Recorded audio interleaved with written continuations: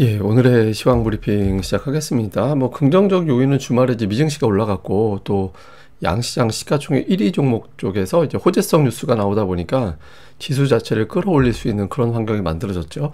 다만 이제 하락 종목 수가 더 많았는데, 아무래도 이제 미국의 국채 금리 올라갔고 달러 인덱스가 상승했기 때문에 이런 것들은 조금 이제 다른 종목들까지 고르게 올라가지는 못하는, 하락 종목 수가 더 많은 그런 이유 중에 하나로 작동했던 것 같습니다.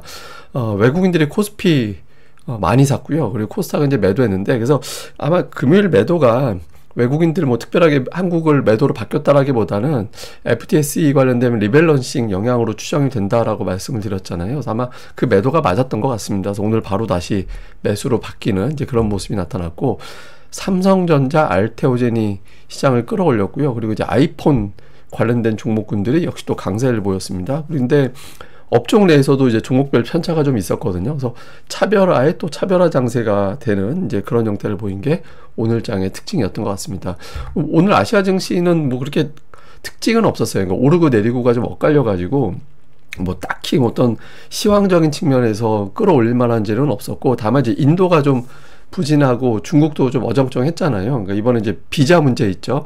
그러니까 비자 문제로 조금 기술적인 어떤 문제가 생기는 거 아니냐, 그러니까 이런 우려가 제기된 증시가 하락했다, 외신에선 그런 해석도 나오는데, 어쨌든 주식시장 자체를 아시아 전체를 동반해서 올린다든가 내린다든가 그런 이벤트는 없었습니다. 이제 이런 이벤트보다는 이제 개별 종목들 장세 이런 형태로 전개가 됐는데, 어쨌든 코스피 지수는 오늘 또 올랐습니다. 그러니까 윗꼬리가 좀 많이 달리긴 했는데 어쨌든 올라갔고, 그런데 지수는 올라갔지만 대형주 지수가 0.85% 올랐는데 중형주 지수는 하락했고요.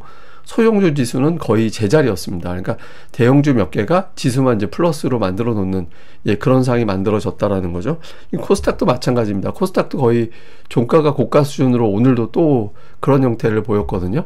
그런데 코스닥도 대형주 지수가 2.5% 정도 올라갔는데 중형주 지수가 0.3%대 정도밖에 안 올랐고요. 소형주 지수는 아예 하락했습니다. 그리고 최근 들어서 보면 6거래일 동안에 5일은 하락 종목이 더 많았어요.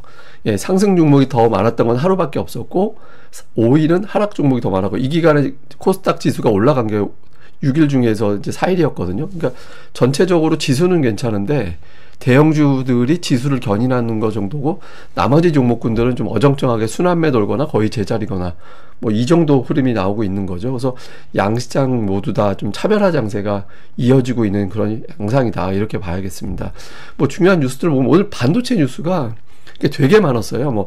가격을 올린다더라, 삼성전자가 그 HBM 관련해서 테스트를 통과했다더라, 이런 등등의 어떤 뉴스들이 워낙 많이 나왔죠. 그러니까 삼성전자 주변에서 뉴스가 많이 나온 데다가 심지어는 이제 모건스탠리 반도체 겨울이 온다고 이제 그런 뉴스, 그런 보고서 막 쓰고 했던 데잖아요. 근데 이런 데서도 이제는 오히려 삼성전자가 탑픽이고 하이닉스도 좋고 이런 식으로 보고서를 냈거든요. 그러니까 보통 이제 모건스탠리 가지고 반도체 저승사자라고 이야기하는데, 제가 보기엔 저승사자가 아니라 저 정도 되면 리포트 쓰면 안 돼요.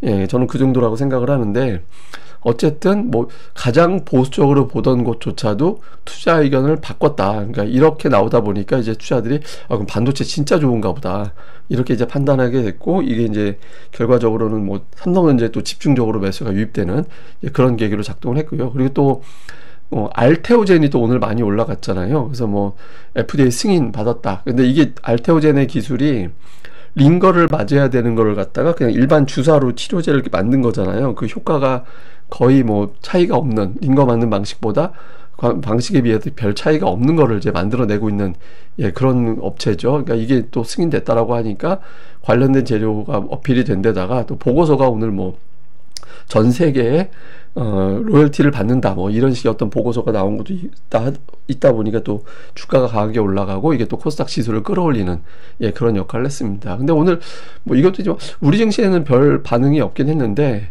그 트럼프가 이제 H1B 비자를 비용을 되게 많이 올렸잖아요. 근데 이게 이제 혹시 우리 증시에 어떤 업종별 영향을 주려나 했는데, 우리 쪽보다는 그러니까 인도라든가 이제 중국인들 비중이 높죠. 그래서 이쪽 증시가 좀 부진한 그런 이유로 가동이 됐고, 우리 증시에서는 관련된 어떤 영향력 있는 일부 업종도 그렇게 크게 반응하진 않아서 이런 어떤 악재성 뉴스보다는 대형주 호재 쪽에 더 관심을 집중한 그런 모습을 보였던 것 같습니다. 근데 오늘 뭐 삼성전자가 워낙 강했어요. 그러니까 삼성전자가 이 8만 원 밑으로 뭐 내려갔다가 그냥 한 방에 다시 그 위로 넉넉하게 올리는 그런 모습이 나왔고, 반면에 이제 하이닉스는 오늘 초반에 이제 플러스 냈다가 중반에 이제 마이너스 밀렸다가 이제 종가에서도 결국에는 하락으로 끝났는데, 이게 두 종목 안에서도 약간 시소 비슷한 느낌이 나잖아요. 근데 두 종목의 차이가 있긴 합니다. 이게 보시면 PBR 차트인데, PBR 차트가 삼성전자 같은 경우는 이 밴드 상단하고는 거리가 있잖아요.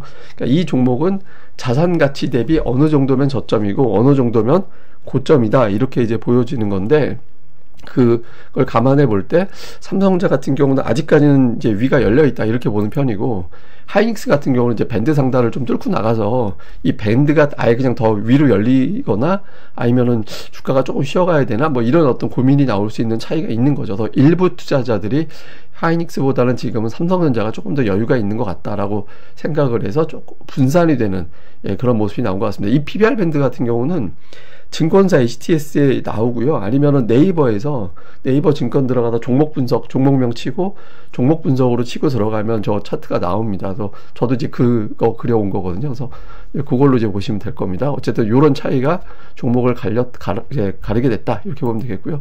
뭐 대형주는 오늘은 뭐 삼성전자 혼자 다 한 날이죠. 삼성전자가 오늘 코스피 지수 27포인트 올렸거든요. 삼성전자 빼면 코스피 지수 마이너스 4포인트예요.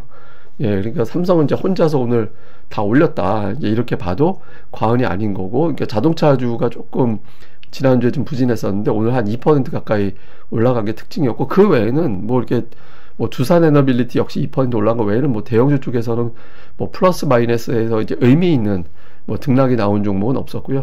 코스닥은 오늘 뭐 알테오젠이 3.5포인트 정도 올랐는데, 알테오젠뿐만 아니라 뭐 펩트론이 이제 5% 올라가고, 그리고 또 이제 삼천당 제약이 13% 올라가고, 이렇게 이제 강하게 올라갔죠. 그래서 오늘 대형 제약주 몇 개, 그 다음에 이제 반도체 관련된 종목군들 몇 개, 그 다음에 애플 관련된 종목군들 몇 개, 이런 것들이 큰 덩어리로 이제 올라가서 지수를 끌어올리고, 그 외에는 그렇게 평범한 정도의 어떤 등락, 수급의 어떤 쏠림 현상이 되게 심했던 날이었구나라는 거를 다시 한번 보여주는 것 같습니다.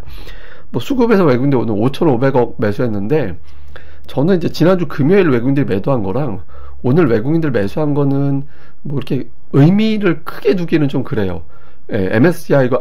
FTSE 관련된 리밸런싱 날 매도, 그 다음에 이제 매수, 이렇게 잡힌 거라서 뭐 이렇게 외국인들이 팔았다 샀다 이런 거에 대해서 엄청나게 이제 의미를 두기는 그렇고, 어쨌든 지난주 금요일에 매도는 일회성 매도였구나. 그러니까 아무리 봐도 좀 이상한 것 같아서 제가 그걸로 추정이 된다라고 말씀을 드렸고, 그게 맞다라면 오늘 장에서 연속적인 매도는 안 나와야 맞다. 근데 이제 다행히 매수로 잡혔죠. 근데 매수한 종목이 삼성전자 하나만 거의 6,700억, 그러니까 우선주 포함하면 6,700억, 7,000억 넘게 우선주 포함하면 그렇게 샀어요. 그러니까 코스피 전체 매수가 5,500억인데 삼성전자만 7,000억 넘게 매수한 거잖아요.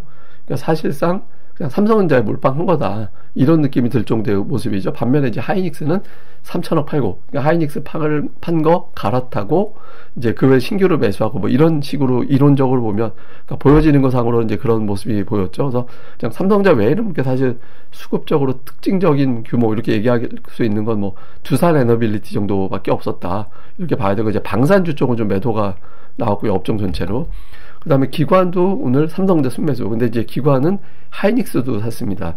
그러니까 반도체에 집중한 거예요. 그러니까 반도체 집중하고, 이제 LG이노텍 같은 이게 이제 애플 아이폰 관련된 종목이죠. 밑에 이제 삼성 전기도 있었고, 그러니까 이런 쪽의 매수가 들어간 게 이제 특징이었고요. 그 다음에 코스닥 쪽에서 외국인들은 역시 이제 제약바이오, 알테오젠, 뭐 삼천당 제약, 이런 식으로 이제 제약바이오 종목군들이 매수고, 매도 쪽에 이제 엔터주들이 이제 매도에 좀 있었는데, 뭐 그 외에 이제 매수 쪽에 그 외에는 그냥 엔터도 그렇고 사실 반도체도 그렇고 이제 골라서 종목별로 좀 갈리는 그런 모습이 좀 있었던 걸로 보여지고요. 그다음에 그 기관 같은 경우는 매수 쪽에는 역시 이제 여전히 반도체, 예, 반도체 관련된 종목군들이 매수에 이제 상당히 많이 차지하는 비중이 좀 높은 그런 형태를 보여서 외국인들은 제약 바이오, 기관은 반도체, 그러니까 이런 형태로 좀 종목 구성을 하는 이제 그런 모습을 보였습니다. 자, 요약을 좀 해보면 미국은 만기일 끝났거든요. 그러니까 지난 주말로 이제 만기일 끝났는데 가끔가다 그런 거일 수도 있어요. 그러니까 최근에 미증시 강세가 만기 전에 어떤 포지션이 윗방향이었다. 그래서 지수가 올라간 거였어. 이렇게 이제 해석할 수도 있는 거잖아요. 그러니까 그거 넘어간 이유도 계속해서 올라가는지, 그러니까 이 여부가 되게 중요하고요. 특히 그런 과정에서 최근에 이제 주도했던 빅테크가 순환하면서 움직이고 이런 형태를 보였었거든요. 그러니까 뭐 한때 엔비디아, 그 다음에 이제 뭐 브로드컴, 이렇게 마이크론 테크놀로지, 이제 뭐 이런 형태로 갔었잖아요. 그러다가 지난 주말에는 애플, 그리고 테슬라가 최근에 은근히 올라왔고, 이게 순환매만 돌고 있는데, 이제 그런 형태로 대형주들이 어쨌든 로테이션 계속 돌지 하나. 다음에 이제 또 하나는 국채금리와 달러 인덱스가 지난주에 올랐는데, 미국이 금리 인하를 재개했음에도 불구하고 지표들이 올라갔거든요. 근데 여기서 이제 더 올라가면 우리 증시에 조금 부담으로 작동할 가능성도 있습니다. 그래서 그러니까 미국의 어떤 국채금리와 달러 인덱스 추이 볼 필요가 있고요. 그 다음에 이제 외국인들이 반도체만 사는 느낌이잖아요. 그 외에는 이제 업종 내에서 골라 담는, 예, 그런 형태로 가고 있거든요. 그래서 그냥 이게 외국인들이 이대로 고정될 수도 있어요. 예, 그러니까 이게 이대로 이제 고정될 수도 있는데, 제일 좋은 장은 특정 업종 절반 이상 담고, 그러니까 반도체 절반 담고, 자동차, 철강화학, 금융주 중에서 3개 이상 업종 고르게 또 나눠서 담고, 이게 이제 지수가 되게 길게 가고 분산돼서 올라가고 이런 게 되는데, 외국인들이 약간 이제 지금은 그냥 나는 잘 모르겠고 그냥 반도체만 갈래, 뭐 이런 형태로 가는 것 같이 보이긴 합니다. 어쨌든 그런 그대로 가는지. 그 다음에 이제 코스닥은 하락 종목 수가 계속 더 많다라는 점. 그러니까 지난주 그 전주에 그 ADR이 높은 수준으로 올라와서 하락 종목 수가 많은 날이 좀 많아질 거다라는 말씀을 드렸었잖아요. 근데 이제 지난주부터 보면 이제는 ADR 피크는 지나갔거든요. 그래서 지나가서 과열 국면은 아니에요. 그래서 근데 이제 이러다가도 상승 종목이 늘어나는 많은 날이 몇 개가 좀 섞여야 되는 구간이긴 합니다. 근데 이게 좀 섞이면서 나와야지, 안 그러면 이거 코스닥은 어렵고 특정 종목 장세로 더 고정이 되는구나라고 해서 이게 차별화가 더 극심해지는 이제 그런 상황이 될 수 있거든요. 그래서 좀 상승 종목이 많은 날이 좀 하루 좀 주초에 하루 이틀 정도 좀 섞여 있는 이제 그런 모습이 나와야 되는데, 이게 아마 추석도 변수일 거예요. 이번에 추석 연휴가 유난하게 길어서 이제 돈이 이제 주식시장에 그 전에 미리 당겨서 들어올 수 있겠느냐, 이제 그것도 고비가 되죠. 그러니까 돈이 들어오면 이제 상승 몫을 늘릴 수 있는데, 개인들이 연휴 전에 이제 돈을 안 쓰려고 한다라면 외국인들이 주도하는 또 차별화 장세가 계속 나올 수도 있어서 이런 흐름이 어떻게 되는지도 잘 봐야 될 것 같습니다. 예, 이거는 이제 우선 이 차트는 9월 이후에 주요 종목들별로의 어떤 주가 추이입니다. 그러니까 삼성전자가 20% 정도 9월 들어서 올라갔고, 그 다음에 이제 증권업종이 좀 그 다음에 이제 올라갔고, 그 다음에 카카오가 그 다음 순서 정도 되고, 그 다음에 이제 2차전지하고 자동차는 거의 제자리, 그러니까 9월 들어서 올라간 게 없는 그런 형태거든요. 그러니까 이게 편차가 되게 심하잖아요. 근데 이게 원래 이래요. 우리나라의 강세장 특징이 2020년도 그때 코스피 지수가 이게 저점부터 치면 훨씬 더 많이 올라가긴 했는데, 어쨌든 연간으로 치면 그해 코스피 지수가 30% 올라갔거든요. 근데 코스피 지수보다 많이 올라간 종목군들이 삼성전자 45%, 현대차 59%, 카카오가 154%가 올라갔고요. 지수보다 못 올라간 게 포스코가 15%, 미래에셋증권이 25%. 그때 증권업종 지수는 아예 10%도 안 올랐습니다. 그리고 오히려 하락한 종목군들도 적지 않았어요. 그러니까 신한지주가 26% 하락했고, 삼성중공업이 3% 빠지고, 현대건설이 12%가 하락했거든요. 그러니까 이게 그때 우리가 돌이켜보면 2020년이 굉장한 화랑장으로 생각을 하잖아요. 근데 지수보다 못한 이제 흐름을 보인 업종이 상승한 업종보다 훨씬 더 많았습니다. 이게 우리나라 강세장 특징이에요. 그러니까 이게 뭐 제가 여러 번 말씀드리지만 반등장은 쉬워도 강세장은 그래서 어려울 수 있다. 그래서 이제 시장에서 어떤 강세 보이는 주도주와 그다음에 저평가 종목을 정말 섞어놓지 않으면 되게 어려움이 나올 수도 있어서 계속해서 이제 수급 동향이 어떻게 돌아가는지를 뭐 계속 살펴보시는 게 되게 중요할 것 같습니다. 예, 어쨌든 주초 또 내용 나올 때 뭐 계속 변화가 생기면 제가 또 내용 계속 정리해 볼게요. 예, 저는 또 다음에 뵙겠습니다. 이 방송 구독하기와 좋아요 꼭 좀 부탁드립니다. 감사합니다.